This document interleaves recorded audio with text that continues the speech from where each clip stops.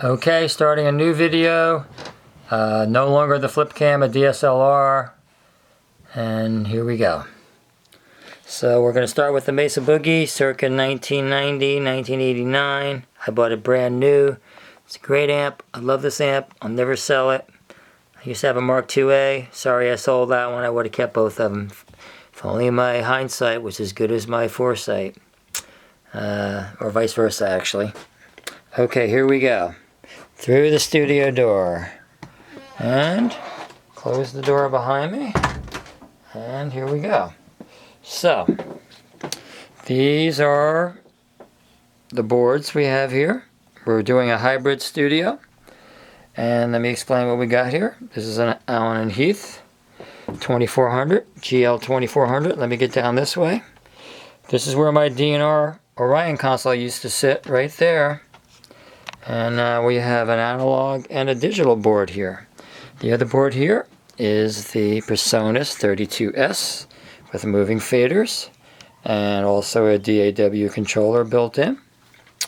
Okay, over here we have the rack system, and let me get far away so you can kind of get things in context here.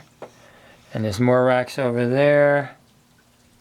And I'll show you what's over here momentarily. Here we go. So, Oral Exciter Type C on the top tier.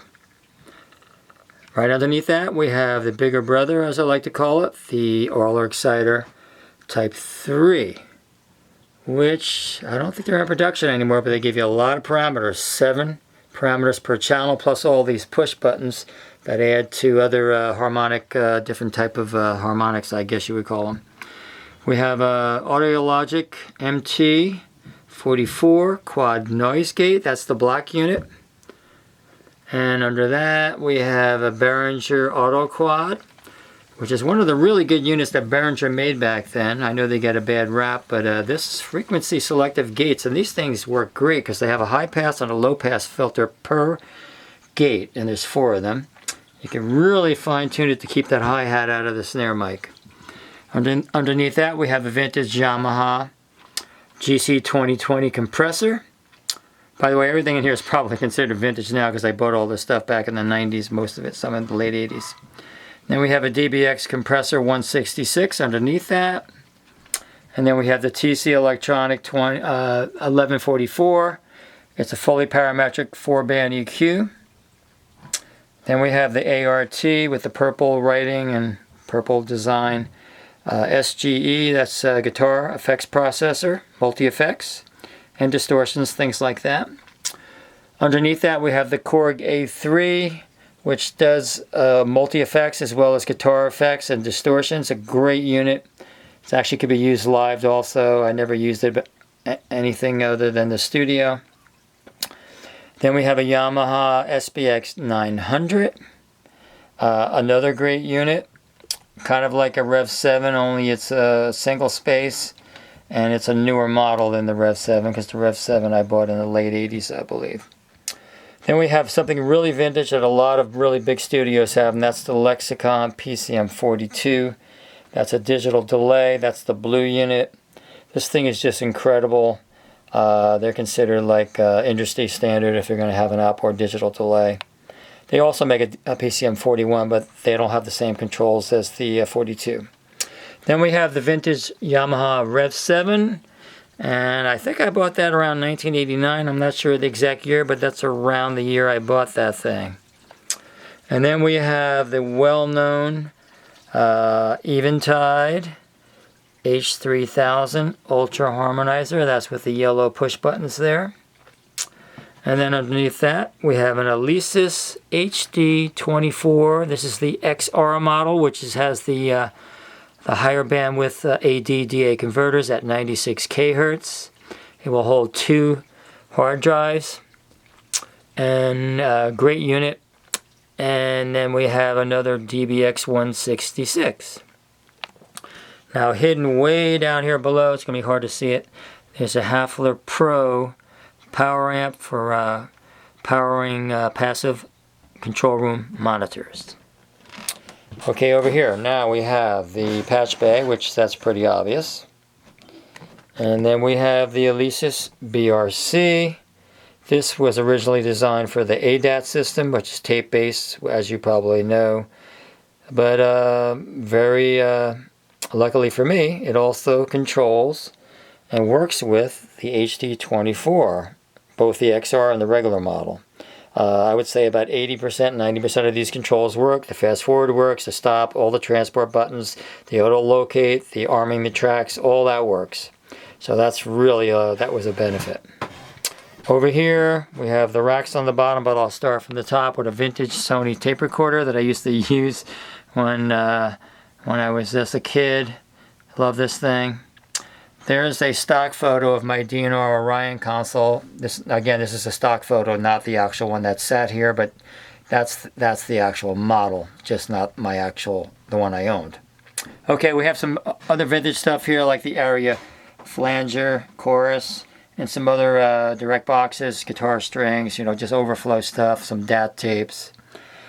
Next we have the Roland JW50 keyboard. I guess you'd call this vintage too, because it's from the 90s. It uses a floppy disk. If you want to sequence things, you can put it on the floppy disk, which that's really old school. But it worked effective though. And then we have a music spike. Under that we have the Sabine guitar tuner with all those LEDs going across there. Then we have a Digitech Dual. It's an MEQ Dual 14 bands per channel. Programmable, so you can recall in memory any EQ curve you want. It's really nice for EQ in a room if you want to use it for your studio monitors. Then we have a Behringer, the Silverface unit, Behringer Headphone Amp. I bought that on eBay, but I had actually started photography, so I never put it into service. I did test it, it works great. Again, I never put it into service. Then we have two Ibanez Vintage DM1000s. I bought these in the early actually one of those I bought in the early 80s, the other one I bought on eBay probably 10 years ago. I used to use it live with the unit underneath it, which is an Ibanez UE405, which is multi-effects, analog delay, parametric EQ, stereo chorus, compressor limiter. There's a 5 button foot switch that comes with that, which is not here right now. It's in the milk crate, I think. Speaking of milk crates, there's one there holding that stuff up. Okay, so then we have another patch bay here. We have a vintage Tascam 122 cassette deck. We'll record at normal cassette speed and also record at 3.5 inches per second. It's definitely a vintage unit. No one uses cassettes anymore, but I have a lot of cassettes here, so it's great to have. I have a Roland U220. That's a MIDI keyboard and a rack space. Really cool, has a great Fender Rhodes kind of sound. It's even on my CD. Then we have a Sony Pcm R500 DAT recorder. That's the dark gray unit. Underneath that, another DAT recorder, which is a Tascam DA30. I used to do all my mix downs on that. My CD was mixed down to those on that recorder. And then we have a Tascam DA88, and I did buy the optional SMPTE card for it, which allows it to sync up to an analog recorder or anything with SMPTE striped on it. It used to be really fast at syncing up to my 1-inch Tascam ATR 6016, which was a great recorder. As a matter of fact, there's a lot of the 1-inch tapes are still up here from my CD and some of my clients. We do have a Swiss-made Thorns turntable and some other consumer gear like a TAC cassette recorder, some power amps, another cassette recorder, some great Pioneer monitors, 3-way. Again, they're consumer, but they sound great. And there's the other one there. I'm using them for legs of a table. And then we have some vintage gear here. Here's an old, I think it's late 80s, early 90s RE20 made by EV. That thing sounds incredible. We have a percussive drum machine with a Latin type of sounds on there, like bongos, timbales, cowbell, claves, congas, etc. And we have the RX11, which is a very early drum machine made by Yamaha, but was considered state-of-the-art at the time. The reason this one was considered state-of-the-art is every one of these drums, snare, toms, bass drum, etc., has a separate output on the back of the unit. So you can run them to different channels on your multi-track and EQ them separately, control the volume separately, add effects separately like a gated snare, whatever. It's just incredible that every single instrument has its own output. There's a ton of outputs on the back of this thing. I never counted them, but there's probably well, however many of those buttons are on there.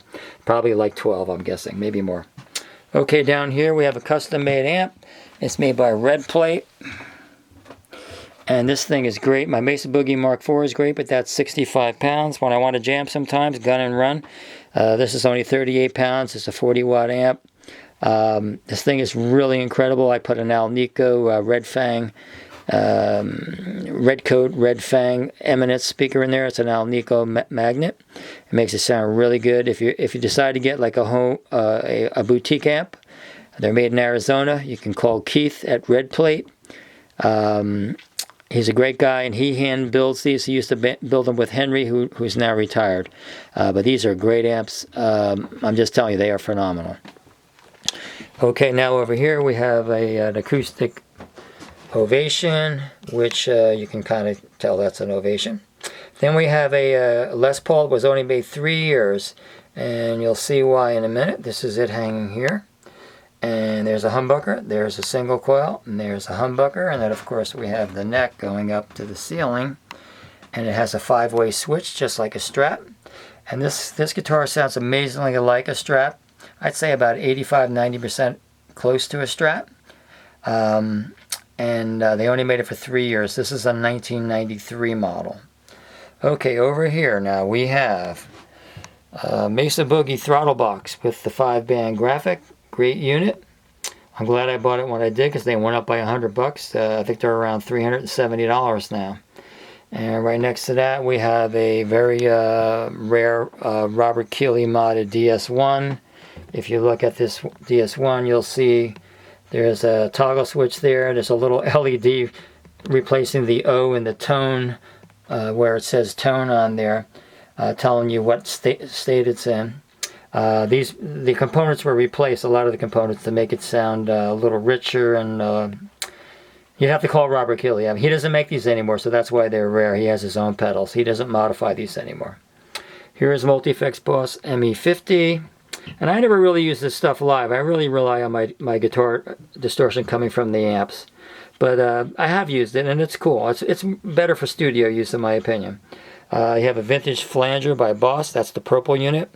We have a vintage MXR Dynacomp, which is really a compressor. This is one of the really early ones without an LED telling you when it's turned on. It's a little cumbersome not knowing when it's on or not, but you can kind of tell by if you know what a compressor sounds like. We have a Gibson Maestro wah pedal there. That's really vintage from the 70s.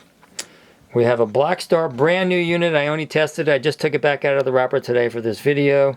This is a really cool unit. It has a 12AX7 tube right in there, and sounds great. And I really like using it in the studio. I never tried using it live, but I have used it in the studio. Here's still the original box, which I used to keep all the original boxes for these things. And as I said, I never used it out. That's just a direct box there. And this is something I bought on eBay. You put in your effects loop to control your preamp volume going into the return. I never really used it. Probably wasted my money on it, but it's kind of cool. And on the other side of the studio over here, we have homemade cabling that used to be on my Orion. There's a lot more of those over here that I made years ago, which I will be putting back into service. Here's some more wires here, which I didn't make. And there's a lot of patch cables there. There's another Gibson guitar in that case. One's the Les Paul case, which is hanging from the wall. The other one is a ES-135, which they only made for 1 year in 2001, I believe. It has the closed F-holes. So, let's see where we got to go now. I think we're doing pretty well. So I'm going to just back up so we can get a wide-angle view, hopefully, of the area here. I'll pan slowly. You can see the window there between the speakers to the live room. And then there's the other rack over there. And eventually I'm tearing this out over here. I might make it half high, like where the Eventide is. Maybe slightly lower where I can put a computer there. I'll take the top half out. It's going to be interesting doing that. And then a lot of that gear is going in this rack system here, which obviously is empty right now. And let's see what else we got. Oh, there's the Red Coat, Red Fang, see? The Alnico. They are cool speakers, I'll tell you, if you want to spend $300. All right, so I think we're good to go now. I'm going to back up and get a wide-angle view from over here, too, because this will kind of tell me what my studio looked like before I start tearing things out. You know how that goes. Well, one thing I did neglect to mention, this whole system is star grounded. You can see all these green grounding wires here. There's a ton of them that you can't even see. And they run through the ceiling. It's a little hard to see now. To these terminal strips over here. You see all these here? And there's a central grounding wire that runs along the ceiling. All along there, if you look for the green wire. See if I can get it in the light. And it runs out to a solid copper 3-foot grounding rod that's pounded into the ground like 3 feet deep. That's part of the star grounding system. The other part would be lifting the grounds on a lot of the audio cables. You have to know which ones to lift, otherwise the system's not really going to work properly. And including, I did the grounds here on the patch bay. There's a central grounding wire soldered to every one of those patch bays. And here's just a lot of brand new cabling that I bought for extras and some headphones, etc.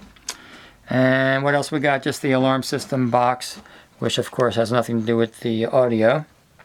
And that's about it. And I will be replacing these monitors, are more home-based kind of consumer monitors, although they're great, the 3-way.